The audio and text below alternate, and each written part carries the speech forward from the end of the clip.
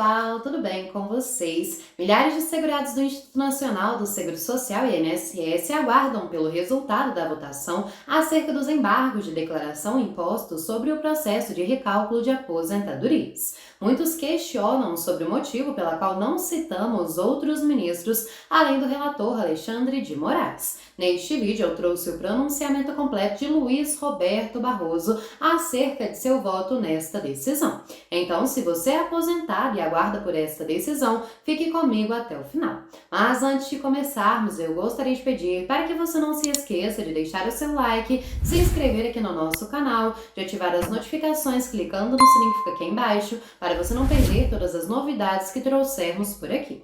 Deixe suas dúvidas nos comentários e compartilhe essas informações com os seus amigos, pois isso nos incentiva a continuar o nosso trabalho por aqui, beleza? Agora sim, sem mais delongas, vamos direto ao que interessa. O presidente do Supremo Tribunal Federal, ministro Luiz Roberto Barroso, acompanhou integralmente a divergência aberta pelo ministro Cristiano Zanin no julgamento dos embargos de declaração opostos pelo Instituto Nacional do Seguro Social contra a decisão que considerou constitucional a revisão da vida toda. Isto porque até então Zanin tinha sido o único a votar pela nulidade do acórdão do Superior Tribunal de Justiça, que julgou válida a possibilidade do segurado do INSS optar por recalcular a aposentadoria, incluindo contribuições realizadas antes de julho de 94. Em pronunciamento oficial foi dito o seguinte, vejam só. A questão, a minha visão, ela é juridicamente simples, mas ela envolve complexidades sociais relevantes. Eu vou tentar, muito brevemente, o meu voto é breve, colocar a questão na dimensão que me parece própria. Está aqui em discussão a regra de cálculo do benefício da Previdência Social no âmbito do regime geral da Previdência. Portanto, o regime de previdência que se aplica aos trabalhadores da iniciativa privada, administrado pelo INSS. Essa legislação que cuidava do regime geral da Previdência previa uma regra de cálculo do benefício da aposentadoria, por exemplo. Esse benefício era calculado da seguinte forma: a média dos 36 últimos salários de contribuição. Essa era a regra que vigia, instituída pela Lei 8.213 de 91. 36 últimos salários de contribuição.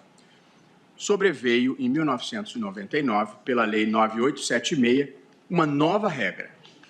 O benefício passou a ser calculado com base na média, não mais dos 36 últimos salários de contribuição, mas na média de 80% de todo o período. Portanto, deixou de ser apenas o período final e passou a ser a média de todo o período de contribuição. Essa foi a nova regra instituída. Porém, ao instituir a nova regra, esta lei de 99 previu uma regra transitória, ou seja, que seria aplicável àqueles que já estavam no sistema desde antes dessa modificação e que ainda não haviam se aposentado. A regra de transição prevista diz o seguinte: o cálculo vai ser feito da seguinte forma: a média aritmética dos maiores salários de 80% do período contributivo, a mesma regra definitiva, porém, computados apenas a partir de julho de 1994. Portanto, tínhamos uma regra permanente anterior, 36 últimas. Passamos a ter a regra que era a média de contribuição de todo o período. E a regra de transição estabeleceu a média de todo o período, computado a partir de julho de 1994. O que fez a regra de transição? Ela estabeleceu um corte a partir do plano real, a partir do momento em que houve a estabilização da moeda. E, com isso, afastou do processo de cálculo o caos monetário inflacionário e dos múltiplos planos e dos múltiplos índices de reajuste que havia antes, que existiam antes do plano real. Portanto, essa foi a regra transitória que nós estamos aqui discutindo. Se foi legítima ou não a opção do legislador de estabelecer que o cálculo só deveria se dar a partir do plano real, a partir de 1994. A decisão lá na origem foi desfavorável à pretensão do contribuinte. A decisão originária foi no sentido de que a regra transitória se aplicava e que ela era legítima e deveria valer. O STJ, no entanto, reformou a decisão da instância originária. E aqui é que eu acho que se coloca a questão constitucional mais delicada que nós estamos aqui discutindo. Em teoria do direito, existem os chamados casos fáceis e os chamados casos difíceis. Os casos fáceis são aqueles para os quais existe uma solução pré-pronta no ordenamento jurídico. Os casos difíceis são aqueles para os quais não há uma solução nítida, pré-pronta. E, portanto, você precisa resolver o problema aplicando um princípio ou um conceito jurídico indeterminado. Por esse critério, presidente, do ponto de vista jurídico, esse é um caso fácil, porque existe uma regra expressa que dá a solução para o problema que nós estamos enfrentando. O que aconteceu, no entanto, foi que o Superior Tribunal de Justiça entendeu que essa regra não era justa. O Superior Tribunal de Justiça entendeu que se causaria uma injustiça a esse contribuinte, a esse segurado, se aplicasse a regra de transição. Mas, em todas as vênias de quem entenda diferentemente, justiça ou não justiça não é um critério voluntarista de juiz ou de tribunal.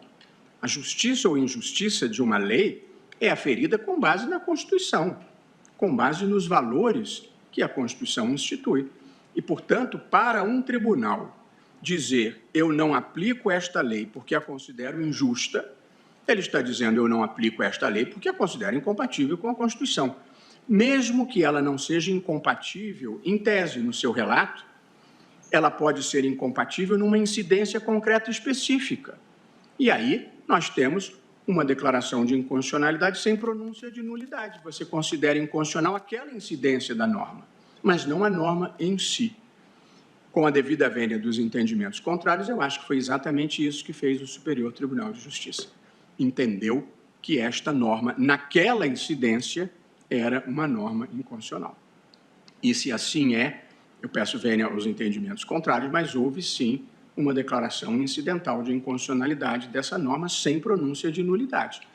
E aí incide, na minha visão, o artigo 97 da Constituição, que institui que somente o plenário ou órgão especial dos tribunais podem declarar uma lei inconstitucional. E esta decisão do Superior Tribunal de Justiça foi tomada pela seção e não pela Corte Especial, que era o órgão competente para dizer esta incidência é inconstitucional. Portanto, eu não entendo aqui, respeitando as posições contrárias já manifestadas, que havia duas interpretações razoáveis e o STJ escolheu uma. A norma era claríssima. A quem ingressou, quem já estava no sistema ainda não aposentado quando da vigência desta lei, se aplica a regra de transição. E ali não tinha nenhuma exceção prevista. A exceção que se criou foi uma exceção que considerou inconstitucional a incidência da norma. Portanto, é diferente de uma norma que comporte uma ou mais interpretações e a escolha de uma não importe em declaração de inconstitucionalidade. Mas aqui, com todas as vênias, ao ler a literalidade do dispositivo, não vejo possibilidade de mais de uma interpretação. Portanto, como as regras são aplicadas na modalidade tudo ou nada, se você não aplica uma regra, é porque você a considerou inconstitucional, de modo que eu assento o meu entendimento de que a hipótese é de retorno dos autos ao Superior Tribunal de Justiça para que a decisão seja tomada pelo órgão competente, que é a Corte Especial. Viram só? Bom, pessoal, isso é tudo que eu tinha para compartilhar com vocês. No mais, eu gostaria de agradecer a sua atenção. Eu espero ter tirado todas as suas dúvidas, mas caso ainda tenha ficado com alguma, pode deixar nos comentários que responderemos nos próximos vídeos as perguntas mais comuns, ok? Gostaria de pedir também para que você não se esqueça de deixar o seu like neste vídeo, de se inscrever aqui no nosso canal, de ativar o sininho de notificações, de compartilhar o nosso conteúdo com os seus amigos, pois isso é muito importante para o crescimento do canal. Desejo a todos uma excelente terça-feira. Aguardo vocês nos próximos vídeos. Um grande abraço e tchau, tchau!